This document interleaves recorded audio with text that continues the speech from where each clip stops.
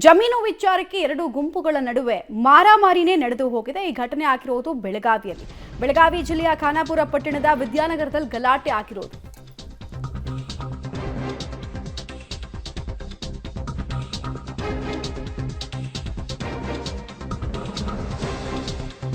ಬೆಳಗಾವಿ ಜಿಲ್ಲೆಯ ಖಾನಾಪುರ ಪಟ್ಟಣದ ವಿದ್ಯಾನಗರದಲ್ಲಾಗಿರುವಂತಹ ಗಲಾಟೆಗೆ ಸಂಬಂಧಪಟ್ಟಂತ ಮಾಹಿತಿ ಕೊಡ್ತಾ ಇದ್ವಿ. 6.5 ಎಕರೆ ಜಾಗಕ್ಕಾಗಿ ಎರಡು ಗುಂಪುಗಳ ನಡುವೆ ಮಾರಾಮಾರಿಯಾಗಿದೆ. ತಮಗೆ ಸೇರಿದ ಜಾಗ ಅಂತ ಜೆಸಿಬಿ ಸಮೇತ ಫ್ಯಾಕ್ಟರಿ ಸಿಬ್ಬಂದಿ ಇಲ್ಲಿಗೆ ಬಂದಿರ್ತಾರೆ. ಈ ವೇಳೆ ಇಲ್ಲ, ಈ ಜಾಗ ನಮ್ಮದು ಅಂತ ಶಾಹು ನಗರದ ನಿವಾಸಿಗಳಿಂದ ಅಟ್ಯಾಕ್ ಆಗಿದೆ. ಸಿರಾಮಿಕ್ ಕಾರ್ಖಾನೆ ಸಿಬ್ಬಂದಿಗಳ ಮೇಲೆ ಕಲ್ಲು ತೂರಿದ್ದಾರೆ ಹಾಗೂ ಹಲ್ಲೆ ನಡೆಸಿದ್ದಾರೆ. ಘಟನೆಯಲ್ಲಿ ಒಟ್ಟು 15ಕ್ಕೂ ಹೆಚ್ಚು ಜನರಿಗೆ ಗಾಯಗಳಾಗಿದೆ. ಸ್ಥಳದಲ್ಲಿ ಉದ್ವಿಗ್ನ ಪರಿಸ್ಥಿತಿ ನಿರ್ಮಾಣ ಆಗಿರೋದ್ರಿಂದ ಪೊಲೀಸ್ ಭದ್ರತೆಯನ್ನ ಹೆಚ್ಚಳ ಮಾಡಲಾಗಿದೆ. ವಿಜುವಲ್ಸ್ ಅಲ್ಲಿ ಗಮನಿಸ್ತಾ ಇದ್ದಾರೆ ಒಬ್ರಿಗೊಬ್ರು ಘರ್ಷಣೆಯಲ್ಲಿ ಹೇಗೆ ತೊಡಗಿಕೊಂಡಿದ್ದಾರೆ ಅಂತ.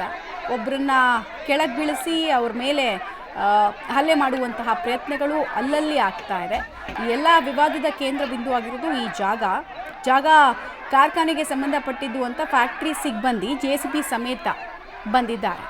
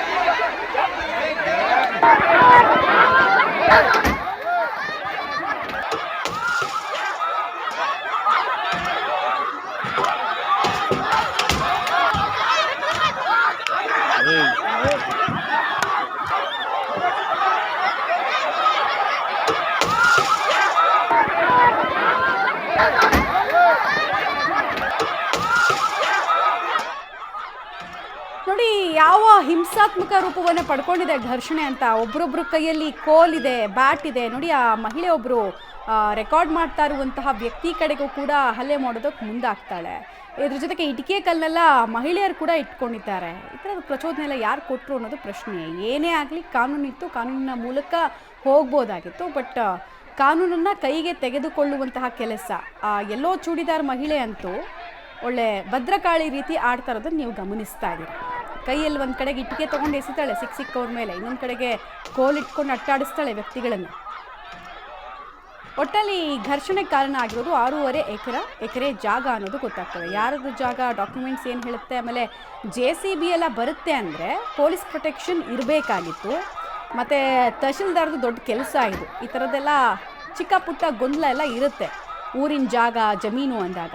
ಅವ್ರು ಬಂದು ಸರಿಪಡಿಸೋ ಕೆಲಸ, ಸರ್ವೆ ಮಾಡೋದ್ರ ಮೂಲಕ, ಸರ್ವೆ ಕಲ್ಲನ್ನು ಗುರುತಿಸೋ ಮೂಲಕ ಆಗಿದ್ದಿದ್ರೆ ಇಷ್ಟೆಲ್ಲ ಟೆನ್ಷನ್ ಆಗ್ತಿರ್ಲಿಲ್ಲ ಅನ್ಸುತ್ತೆ. ಅಥವಾ ಅಕ್ರಮವಾಗಿ ಯಾರಾದರೂ ಶೆಲ್ಟರ್ಗಳನ್ನು ಹಾಕ್ಕೊಂಡವ್ರು ಅವ್ರ ಪ್ರತಿರೋಧವನ್ನು ತೋರಿಸ್ತಾ ಇರೋದಾ ಗೊತ್ತಿಲ್ಲ. ಆದರೆ ಕಾನೂನನ್ನು ಕೈಗೆ ಎತ್ಕೊಳ್ಳುವಂತಹ ಕೆಲಸ ಇಲ್ಲಿ ಆಗ್ತಾ ಇರೋದು ಸ್ಪಷ್ಟವಾಗಿ ಕಾಣಿಸ್ತಾ ಇದೆ.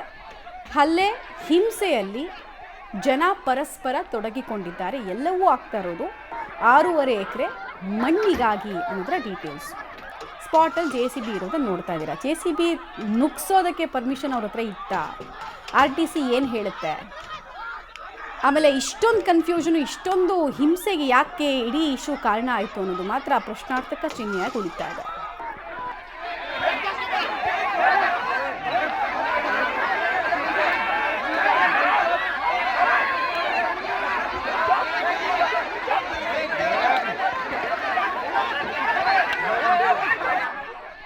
ಡೀಟೇಲ್ಸ್ ಕೊಡ್ತಾರೆ ದಿಲೀಪ್.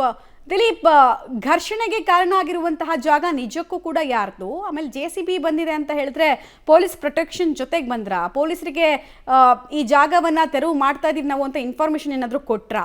ಆಮೇಲೆ 15 ಜನರಲ್ಲಿ ಗಾಯಗೊಂಡಿದ್ದಾರೆ ಅಂತ ನಾವು ಕೇಳ್ಪಡ್ತಾ ಇದ್ವಲ್ಲ, ಅದರಲ್ಲಿ ಯಾರು ಜಾಸ್ತಿ ಜನ ಇದ್ದಾರೆ?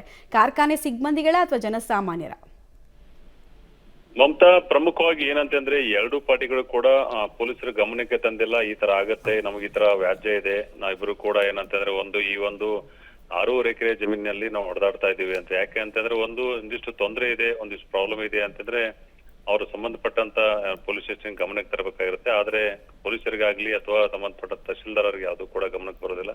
ಫ್ಯಾಕ್ಟರಿ ಬಹಳ ದಿನಗಳಿಂದ ನಡೀತಾ ಇರೋದ್ರಿಂದ ನಾವು ಫ್ಯಾಕ್ಟರಿ ವರ್ಕರ್ ಇದೀವಿ ಅಂತ ಹೇಳಿ ಒಂದಿಷ್ಟು ಈ ಫ್ಯಾಕ್ಟರಿ ವರ್ಕರ್ ಬಂದಿರ್ತಾರೆ.